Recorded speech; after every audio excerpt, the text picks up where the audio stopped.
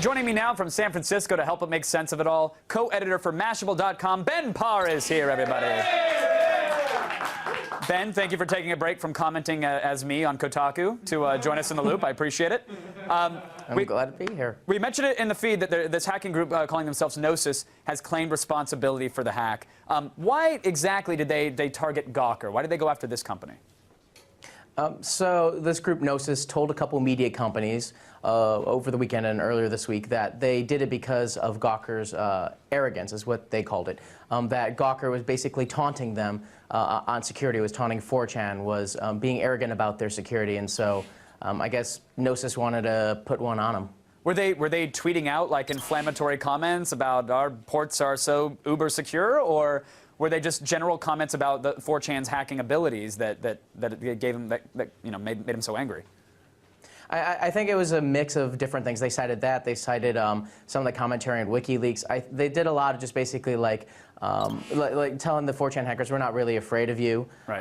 But make it clear that Gnosis is not related to 4chan or Anonymous in any way. Right, and not related to WikiLeaks as well, which is another common misconception that's been going around. Now, this exploit, again, over 1 million passwords taken, but some would say, well, that's useless. I mean, yeah, unless you want to post a comment on Gawker, a Gawker blog about somebody else, what's the big deal? But this was a big deal because some people use the same password for multiple services, right?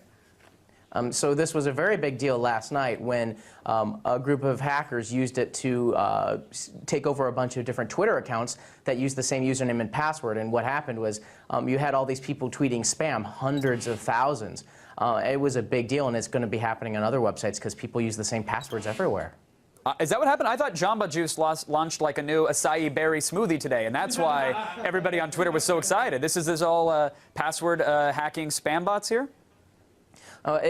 Essentially, what really happens is they have this database of usernames and passwords, and they tried it against Twitter. And a lot of people use the same usernames and passwords on Gawker as they used on Twitter. And the result is, if you did that, then your account was hacked. Wow. And now, how widespread is this potential issue? I mean, this was a well-known security flaw that the hackers got in through, but should we trust other giant sites and services with our passwords? The truth of the matter is that this can happen to pretty much any website. And the best way, really, is to protect yourself is by having different passwords for different services, because any website can be hacked if a hacker is relentless enough. Mm-hmm.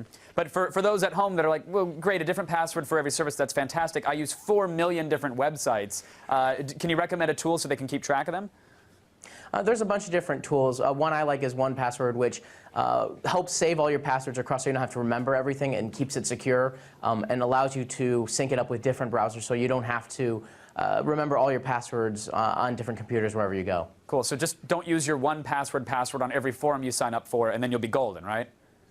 Use different ones for all your key websites. All right. And finally, Ben, if someone's watching this and they want to know if they're part of this exploit, if their information was stolen, how can they find out? There's actually a Google Doc that was created by a group of programmers on Hacker News. And if you go search for it, you can find this database, and you can search the database for your username or your email and see if you were compromised. You have to just enter your full name and social security number, and then it tells you, right? You don't have to enter anything so crazy. Just name. Okay. They're good people there. Whoops, I hit the wrong site. Thank you, Ben, from Mashable.com. Always informative. We appreciate your time, sir. Thank you for keeping us in the loop.